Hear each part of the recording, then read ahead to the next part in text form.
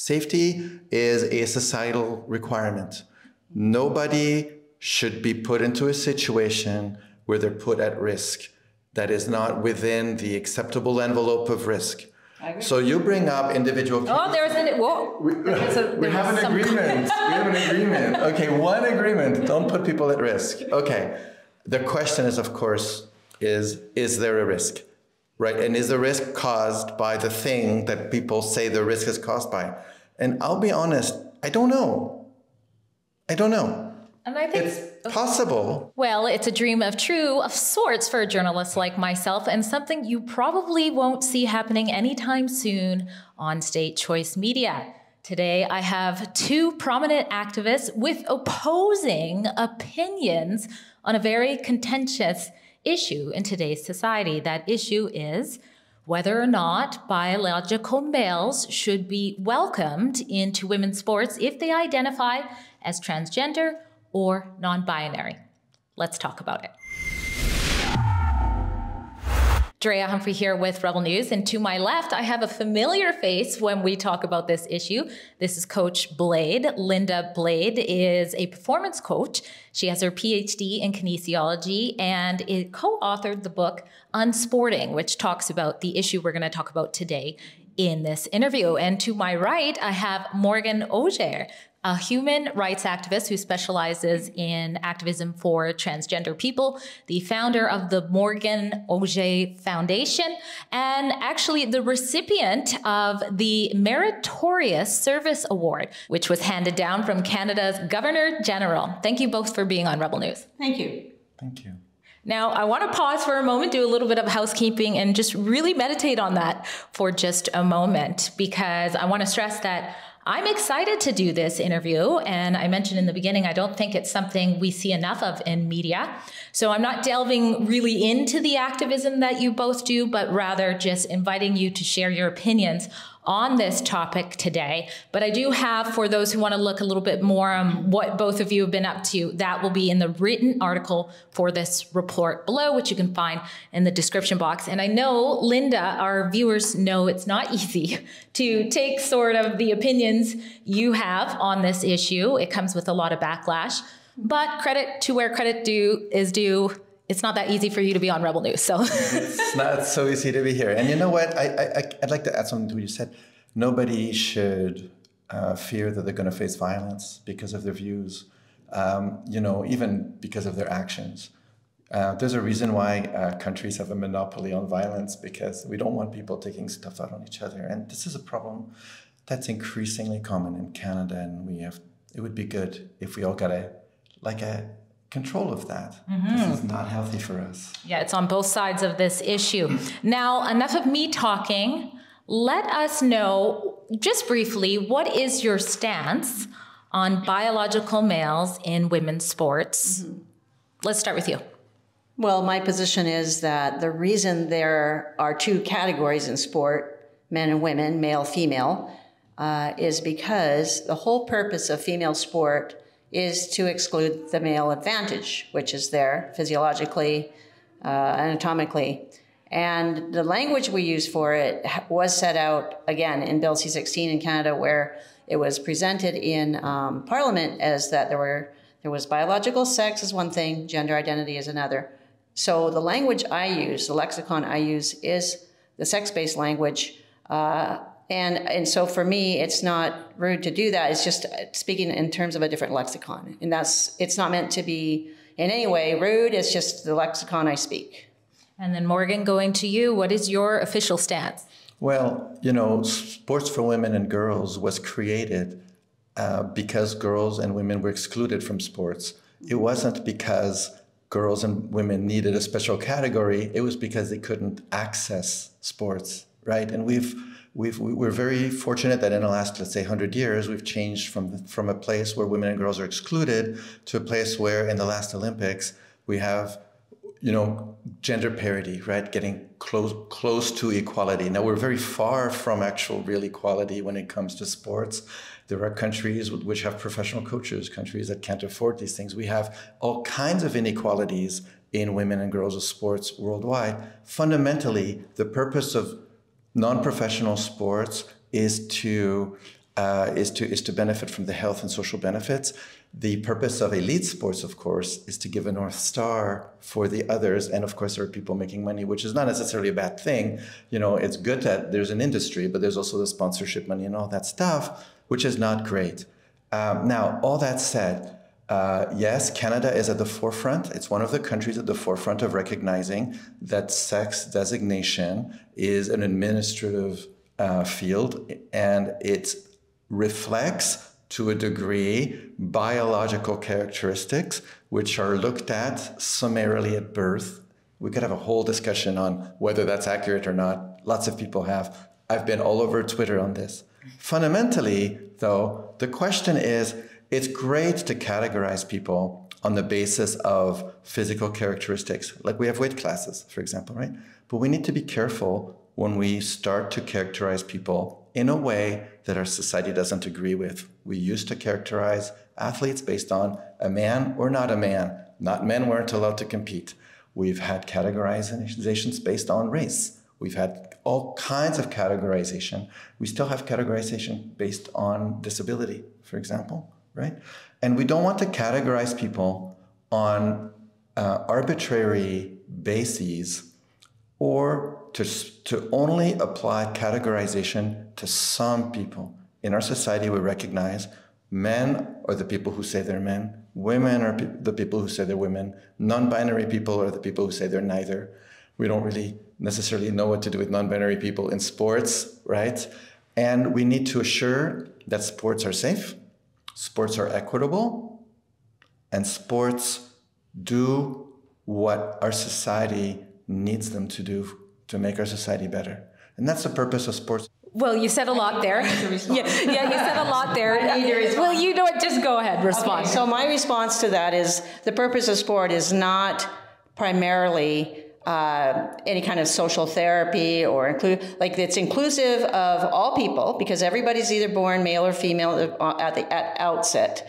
And there are key designations, as my colleague here has said, Morgane, right? Is that how you say it? Morgane has said. Morgane has said things like, okay, we have different categories for weight, we have different categories for disability. The first fundamental division, even in the disabled Paralympics sport, is biological sex. Male, female, and then you go by weight category, and then you go by disability. There is a fundamental split in terms of the categorical divisions in sport that is biological, sex-based. And we recognize that still in sport. And in fact, it doesn't have to be delimited to elite sport. The whole point in sport when you begin, even when you're a child, when you go into the competitive sports stream, we divide it by male and female because our job as coaches and officials is to teach children the expectation. If they're going to end up being even elite, from beginning to end, we divide sport based on biological sex, and then we teach them how to adapt to that system. Now, if we want to have like a fun time together, that's not sport. That is recreation. So in fact, I have nothing against, let's say, ultimate frisbee leagues where men and women, play together. I mean, there are recreational opportunities where people can be healthy and happy. But when you talk about competitive sport and there's prizes to be won and there's actual meritorious things that to be gained, the only way you can keep it inclusive for female athletes is to have it female only. I mean, that's why you distinguish men from women in sport. Otherwise, why would we have two different categories at all? I want to get back to, you said the only way, and I want to hear what you think the solution is. But let's talk a little bit about facts that support either of your opinions on this matter. And we don't have to get into too many because you said you could go on forever. But what are 2 or 3 things that support the idea that there should definitely be only 2 categories when it comes to sex?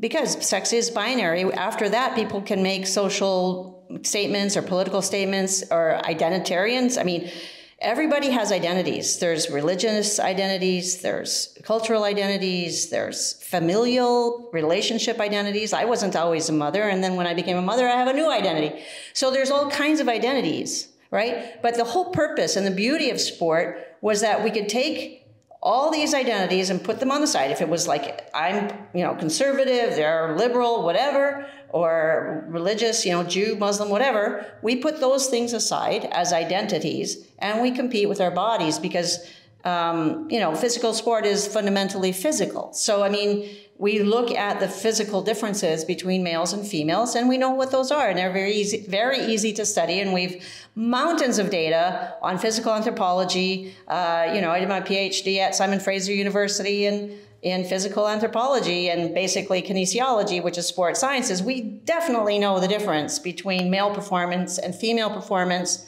male physiology, anatomy, and that all of those kinds of things. So to pretend like that doesn't exist and that those distinctions don't exist is really undermining of women's participation and fairness and safety in sport. And Morgan, I'm going to throw the same question to you, but from your perspective. You did mention, you said something along the lines of, in our society, we recognize that, men are who say they're men and women are who say they're women. From my reporting and the emails I get from the public, I don't know if that's a societal thing. I would say there's a lot of people who don't align that, even academically. But what are two sort of facts or evidence you rely on to take your position?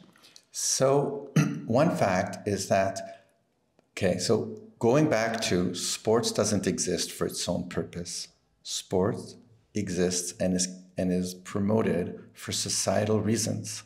When we look at how we break down units of competition, for example, for our children, the number one thing is usually age. Everybody, it's boys or girls by gender, not sex. And then, sex. No, it's actually by gender. By sex. But Where's the referee? Except that it isn't, right? It is by sex. No, it's not there because it's against the federation regulations for a number of federations to do that. It's the under a certain age, U8, U8, U10, U12, U16, U18, whatever the designations are, and then by gender. Now, as you get into more elite sports where you start to do the really severe things, then we start to do testing of certain characteristics to look for fundamental sex. We test for. We look for the markers of certain characteristics for advantage, right? And in some sports, it's simply looking at sex markers. Mm-hmm. In some other sports, it's the presence of certain markers like testosterone, for example, right? Or other capabilities that are considered performance enhancing. What's really interesting is we test for these things, but we don't test for the elite sport advantages, which are, for example, red blood cell generation capability, is a lactose tolerance. Lactose? Is that no? It's not lactose. It's lactose tolerance, right? Lactate. Lactate tolerance. And we have these really fascinating individual lactic acid. Thank you. It's good to have a professional on that. Lactic acid capability to absorb lactic acid. Yes. Absolutely. Yes. So if I can continue, and I'm sorry, I'm running on a little bit. The point is that we've identified that we allow certain athletes who have outrageous advantage on others to compete because they're lucky, right? Interestingly enough, these athletes significantly outnumber elite trans athletes, right? And we also, we go against, we talk about safety a lot, and we talk about fairness a lot, right? Both. Right? But the fairness aspect is from the question of mechanical advantage. It's not from the question at all ever of access to the sport or ability to even get there in the first place, which we all know. Everybody who's involved in justice and in sports knows that the predeterminants of ability to even show up in an elite sport is that you had the money to get there, right? The number one requirement is your parents had the financial means. You were in a country with the financial means, and you were so good that someone recognized you. If trans women had such an obscene advantage in elite sports, where are all of their podium finishes? They're just proportional number of podium finishes. Then I propose that there is simply no evidence supporting the idea that trans women have an advantage. It might be true or demonstrable that trans women in elite sports have a disproportionate win rate, and I look forward to that evidence, but I've never seen it. Okay, I need to... I just want to add something. We do have a website called protectfemalespaces.com where there is lots of coverage, where from my perspective, this seems to be a newer thing and it seems to be on the rise. For example, just a couple weeks ago, I covered how not one, but two transgender power lifters won in the BC Summer Opens. They both took the podium. That's not the first time we're seeing this in Canada. I want to circle back about Morgan saying that there is testing that sort of addresses this, and then have you add on to whatever else you wanted to say. As a coach, is that true? Is that something consistent across the board? And I don't think we're limiting this conversation to elite sports, because it's very important we discuss even young teenagers who want to go in rugby, things like that. Yeah, well, I want to circle back just a little bit. Yeah, what we test for is the essence or the thing about being male, the reality of being male versus female. So when Morgan says that, you know, there's disadvantages in terms of all these other characteristics like, you know, ability to absorb lactic acid or your financial ability to get into sport. These are spurious characteristics or variables or arguments as far as I'm concerned, because if what we're talking about is if you would stratify based on athletes of the same socioeconomic status, a male athlete will still be far more, have more physical advantages than female athletes of even the same socioeconomic status. Sorry? In all sports? In all sports. So basically... Like the biathlon? Yeah, no, everything. Because the thing is, long distance running? There are advantages in cardiovascular. Male athletes have higher lung volume, stroke volume, blood volume, red blood cells. Everything about being male. The thing is, it's not just testosterone level. It's not just, it's the whole morphology of that person. And being male, there's 6,000 different variables you could point to that, you know, that they have advantages over females. And cumulatively, those do add up to what we see in the record books where, you know, if you're a runner, males have like 10 to 15% advantage. If you go, again, elite versus elite, the males always outperform based on whatever stratification you choose. And then, of course, in the jumping, it's like 20%. If you're in a powerlifting, it's 50%. And boxing, it can be up to 162%. Why is there more of a percentage of difference between male and female, let's say, in boxing? The principle behind that is you take individual characteristic differences, like, you know, the joint angles and the broadness of the shoulders and then your leg strength. And as you when the punch comes, you start at the base, at the feet, and everything cumulative, you know, all of the cumulative advantages add up to a massive difference. And so it's very dangerous. And so talking about safety and fairness, the safety comes first. And I did happen to read something you posted today on Facebook about the safety. And I wanted to answer just a little bit about that, because I think your point was that it has never been established that there is a male sort of effect of including males who identify as transgender, that there's no evidence that they have caused damage, but that's not true. I'd like to point out that there have been instances, now that it's become more universal or regular or common to have trans-identified people in women's sports, the effect has been devastating in certain instances. For example, the volleyball player, Peyton McNabb in the States, a high school male was allowed to compete against the girls, smashed the volleyball, hit her in the head. She got a concussion. It hit so hard that it knocked her out. Even 2 years later, she's having neurological damage. We had, like in Yorkshire, in the UK, a soccer team. There was an older man, like middle-aged or 30-something male, competing against younger girls. So there's an age difference and a sex difference there. and little girls were getting their legs broken and hurt. And so the team had to forfeit. And we see this going on. And there's one more principle involved with this. We don't have to have an accumulation of evidence of broken legs, hurt backs, concussions before we make it the rule. The whole point is you make a rule to prevent such things from happening. That's the point. You protect the category before all of these things happen. You don't wait till they all happen and then decide what to do. And the idea of having evidence to exclude male advantage is the wrong way of looking at it. You have to say up front, we have this protected category called female sport, women's sport. You have to prove, the onus should be on the other side to prove there would be no possible danger, no possible unfairness. And that was not done. That has not been done. So until we are 100% sure it can be safe or it can be fair, we need to keep the category protected.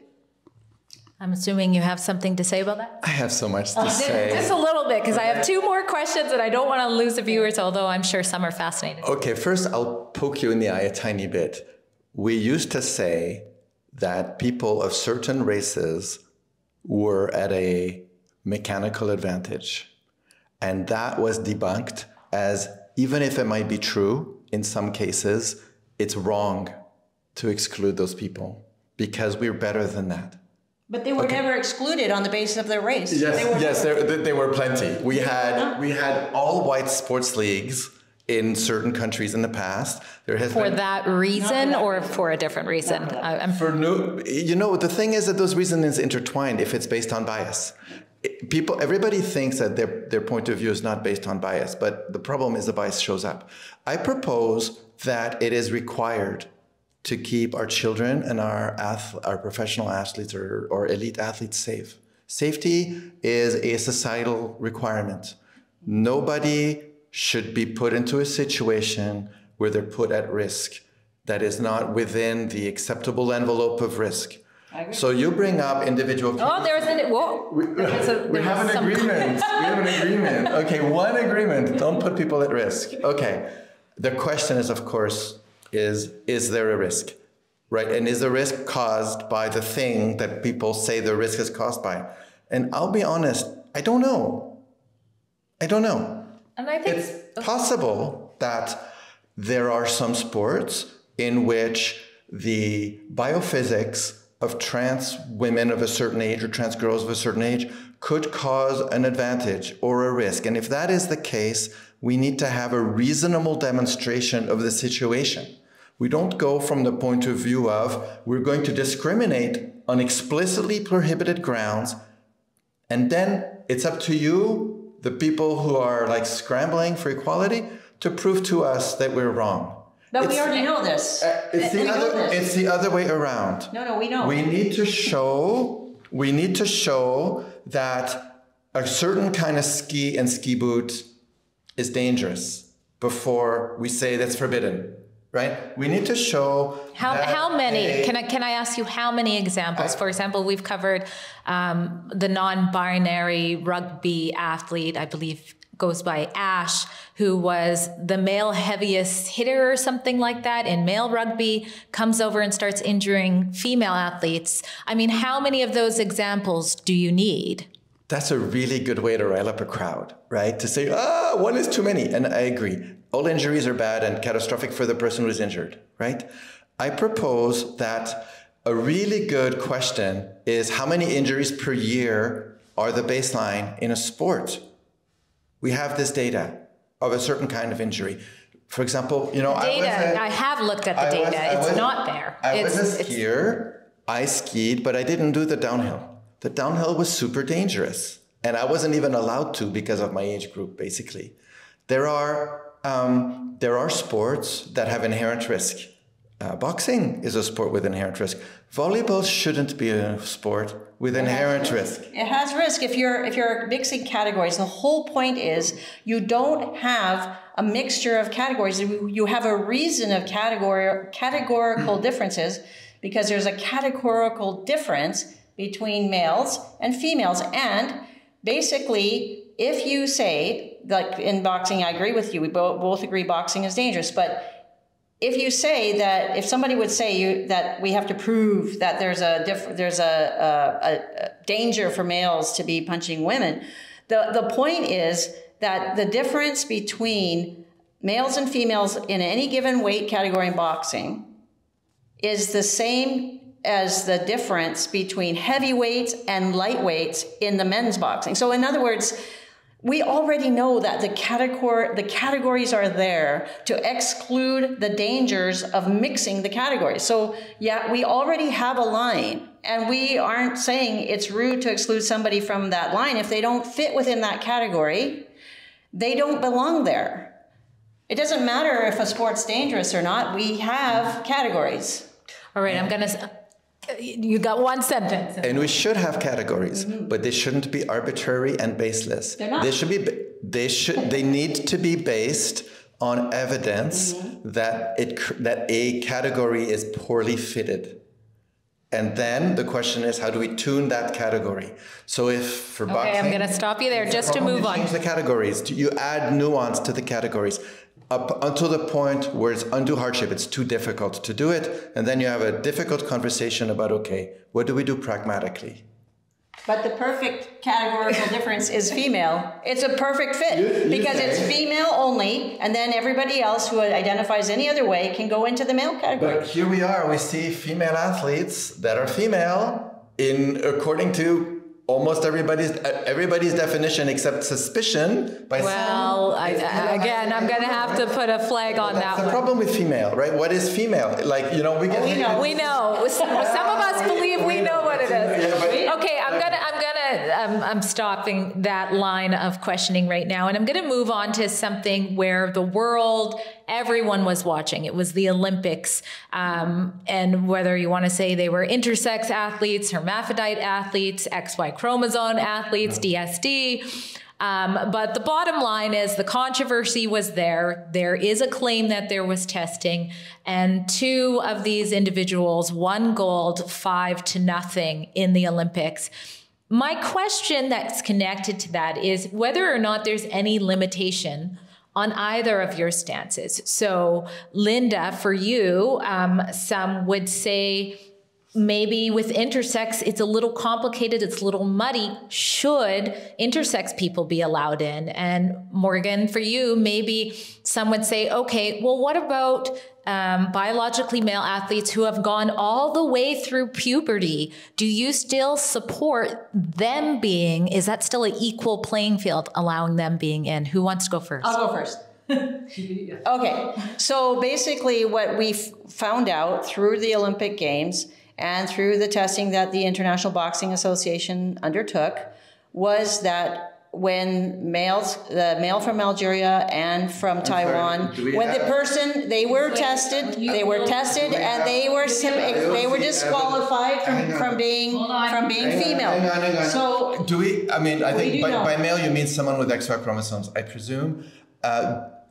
Is this an established fact? To my knowledge, that's not even an established fact. They're disqualified as being female, which means there's only with sex. That's the only way you can say so. That is not a fact. The fact is there are political pressures in various sports caused by national pressures. We all know this, right? We've all seen gymnastics give inconsistent things.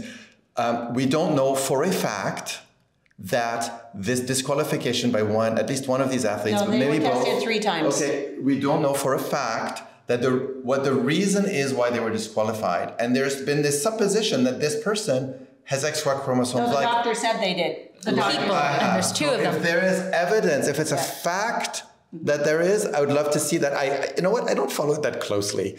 If this person is XY chromosomes, for example, like me, I have XY chromosomes, standard XY chromosomes.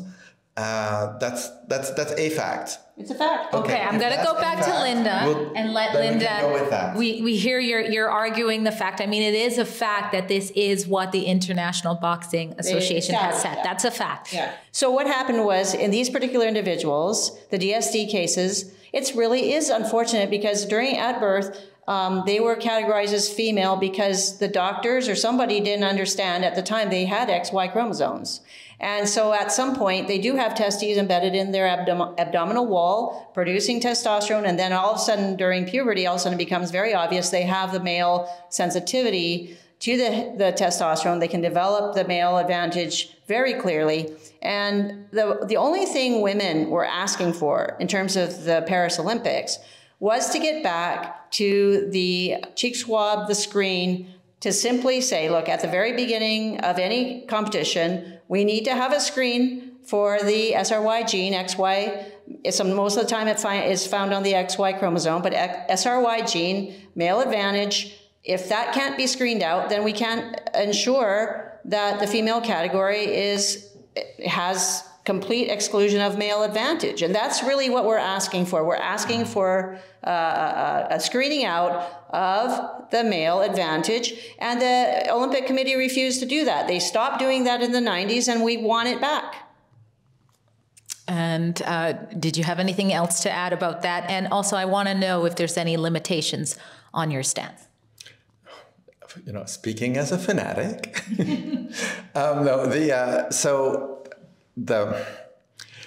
these are complex situations, right? I think we all appreciate that there's a lot of moving parts here, lots of competing interests. The question of who is qualified to compete in sports for women has, you know, is fluid. Right? It's a fluid question. There are some people like the person, it is like a lot of things.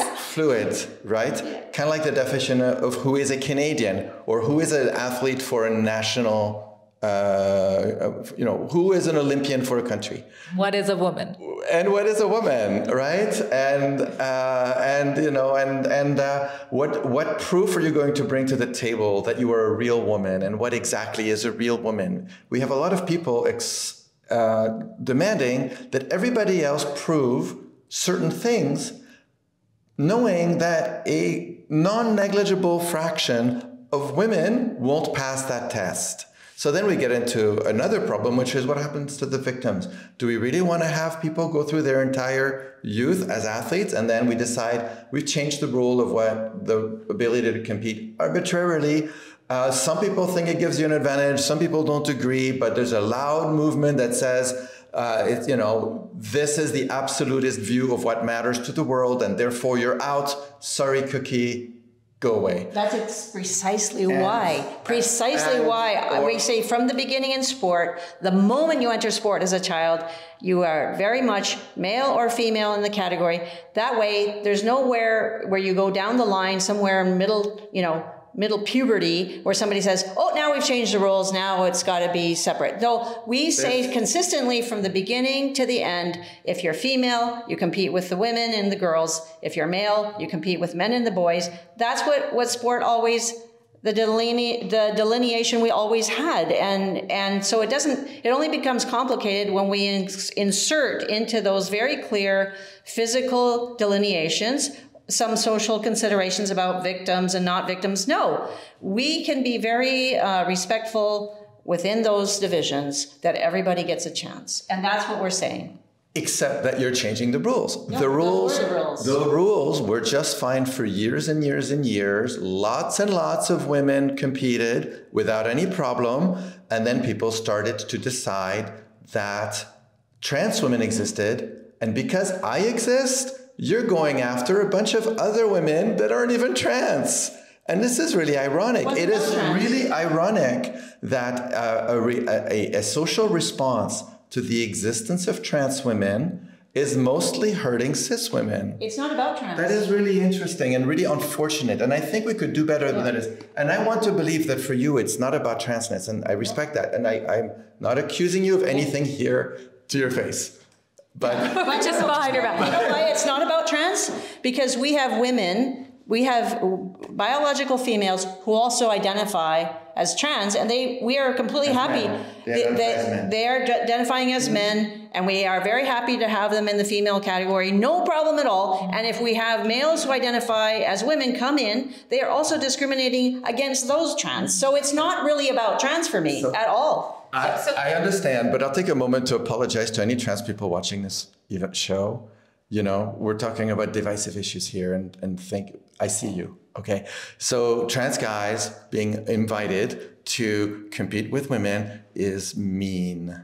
Like, there's no other words for it. It's What do just you a mean? mean. No, well, no, you don't understand. that's not what Linda said. Linda said do that. That's what Linda says. No, I said if they're born female and suddenly they identify as a man, they compete in women's sport. There's no problem. Like I said, right? They compete in the women's category. They shouldn't be. Yeah, but they do. They choose. Well, so today, Because they're female. and Linda's saying they're welcome. That's why Linda's saying it's not about being transgender. Yeah. So It's not about being transgender. It's about sticking with the category. I that's what I thought you were saying. Yeah. And I stick to what I'm saying. Okay. It's mean if women's categories was for everybody who's not a cisgender man, so for everybody who has an interesting combination of lack of this magical, sparkly advantage of men, societal, biochemical, medical, It's real. all of those things. And I think everybody here in this room agree that men have an advantage, right? Oh, we do. You agree. Advantages. Men certainly have an advantage, But not if they identify as a woman. You know what? I think there's plenty of evidence that shows that a lot of the feared advantage of trans women isn't there. Right? It's not feared. It's actual male advantage. There are some biomechanical advantage that are possible. We can measure biomechanical advantage. That's a measurable thing, right? And that is a thing that exists. If it's measured, it exists. All right, last question. Is whether a specific measured thing, which has a value in A, has a value in all of the sports disciplines, that's a very different question. And the question is, are there other unknowns? Here's a really fun advantage, which is Tanner stage, right? No. What Tanner stage gives you an advantage in competition, in women's competition? What do you mean Tanner stage? It's a stage of puberty. Correct. So basically, but that's already, we've already divided boys and girls by then. Tanner stage has nothing to do with it because the fact is everybody goes through the same Tanner stages. It's just that some do in certain years before others. Some are advanced matures. Some people are late matures, which is exactly why you should never use middle puberty as the dividing line as to when you start to recognize male advantage, because some people go through puberty very early and others later, and you would never know those advantages. So the point is male, female only. That's the only way to weed out unfairness. Well, except that there are other issues with Tanner stage, and I'm not talking about trans people under Tanner stage. I'm talking about cis women under Tanner stage. I don't care. So Tanner stage is Okay, I'm good. because it's an interesting thing. Because women, for example, I'll finish. What color is the flag? We believe, and you're more an expert than I am, but I believe, if I have my information right, that there are some advantages and disadvantages that come from having gestated, right? We all have been gestated. No, from having gestated. So the women who have had a child have advantages in some contexts and disadvantages in other contexts. Pain tolerance is believed to be, I think, one of the things. But those are side issues. They're not male versus female. Because to you, male over female is the only issue that matters. What I propose is that's not right. It's too blunt an instrument to limit it to male and female. We need to look at advantage.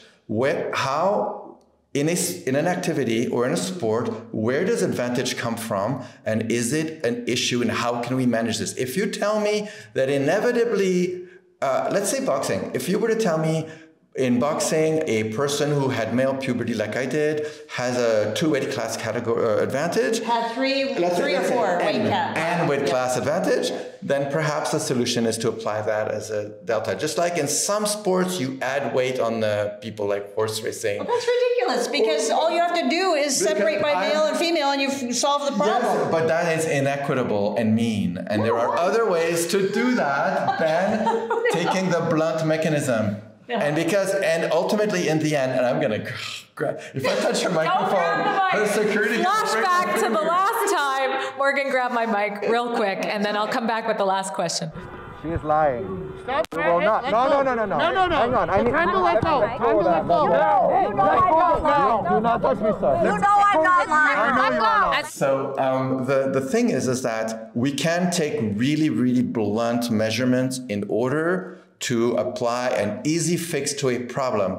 The more blunt the instrument is, the harder it is to be just and nice and meaningfully get to the point of sports. The point of sports isn't so that someone makes a lot of money winning at sports and so that there are coaches who are paid by those people to do better. The point of sports is so that children have better health outcomes because they participate in sports. And the purpose of girls and women's sports is so that girls are included in that, because we saw that by doing that, we improved health outcomes of girls and mothers and of their babies when they were born. That's not the purpose of sport. That was the reason why sport was brought in. All right. We're going to stop now.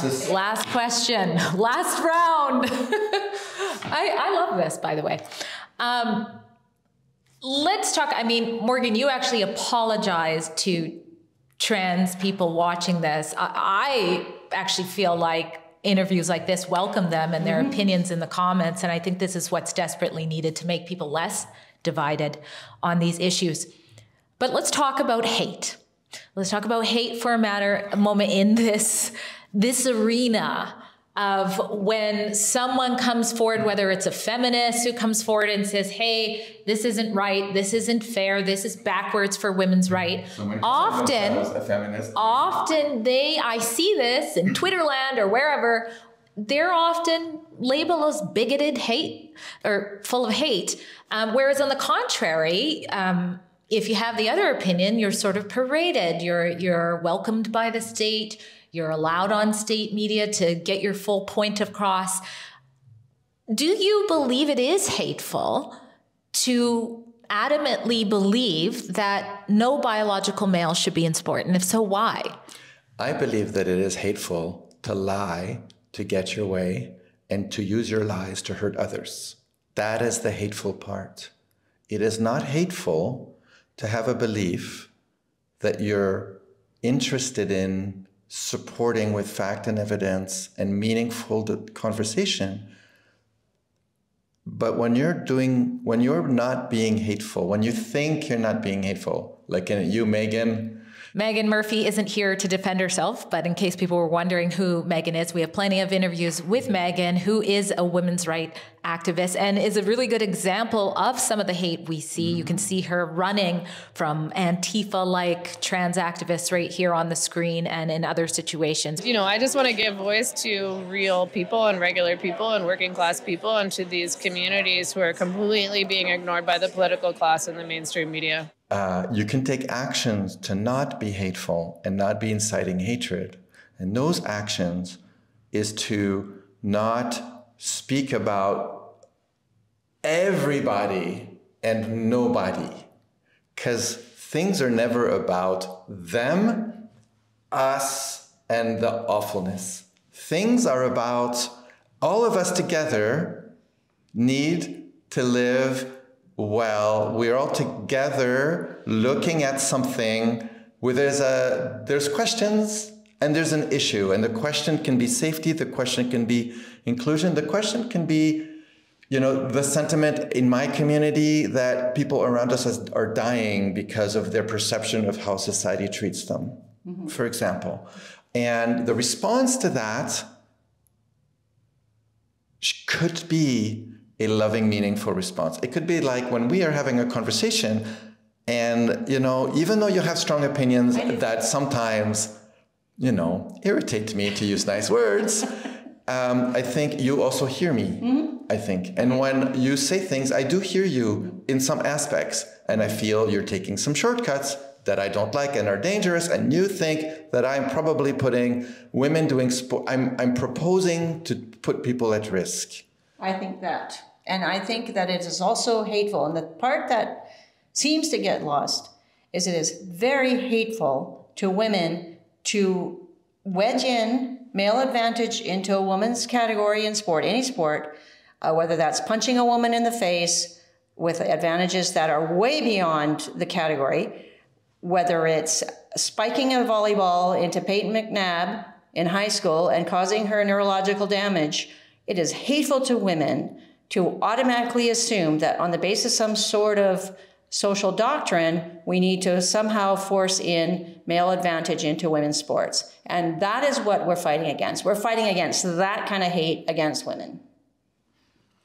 I hear the word fighting a lot in this conversation. Well, we have to fight back. And hateful. And I notice that you talk about hatefulness when you're saying that, if I were to paraphrase what you're saying, which I'm not saying is true, don't make it sound like I'm saying it's true. You're saying that in a policy decision, mistakes are being made that are causing harm. Yes. Right? Yes, they are. I don't think that is the same as being hateful. That is making a mistake, if a mistake is being made. And when I go to an organization and say, you are making a terrible mistake, which I may have done recently, and you are going to run into unexpected consequences of this, I can go in there with a couple of tones, right? One thing I can do is I can talk over everybody, which will get me nowhere. Another thing I can do is engage in conversation and bring chocolates. That's another way. Or another way I can do... chocolates. You brought chocolates. I use she. I know she means she when she says he. But the thing is that really, in the end, good public policy, good sports policy, good journalism is done when we're not inciting a crowd against them. Can I please, and this All right, is not final words. It's not about you at all. It's about the International Olympic Committee. We have asked as women to be at the table when they're talking about eligibility policy, and they consistently refuse to hear us. So if we sound combative, it is because every single time that there's been a discussion on the international rules about the female category and eligibility, women, biological female women who have the primary interest in female sport and women's sport are left out of the room. We aren't even in the room where it happens, according to Hamilton, the musical. We're not in the room where it happens. We're not at the table, and we're asking for a seat at the table. That's what we want. And so, yes, it is combative. I'm sorry, but it's not towards you. It's towards the IOC. Well, I have a fine observation. Okay, don't grab the mic. I have a fun observation for this, which is people that bring a narrative that is based on excluding others are always surprised that they don't get heard as well as they'd like to be heard. And that happens in all contexts. The narrative of saying those people are not us, they aren't welcome, is an anachronism, and it's not going to work. The narrative needs to be, we have safety concerns, and those safety concerns are not centered on kicking out them, whoever they are. You cannot get ahead on your movement, on a grassroots movement, if it's centered on picking on someone else. It will never work. Everybody knows how to protect everybody else from people doing that. And that is the issue in the point you keep on making. It's centered on excluding them because they are men, which is your narrative. And the narrative needs to be, if you want success, you need a narrative that is relevant in 2024 at a global level. And it is not to call trans women men. It is not to go after trans women for exclusion. The instinct to exclude trans women from your thing, whatever the thing is, isn't going to fly.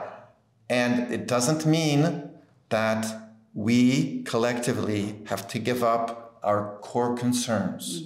Our core concerns are valid. They were always valid.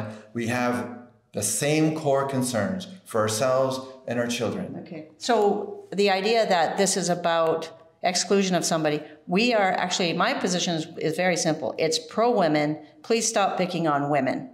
And please give us respect as a category. That's what we're asking. Well, I hope. Qualifier is female through biology. For you, Yes. that's the thing you see that makes sense to you. In sport. In sport. And I propose that there's more to it than that, but the category of women needs to be protected, and we need to figure out what to do with intersex and non-binary people.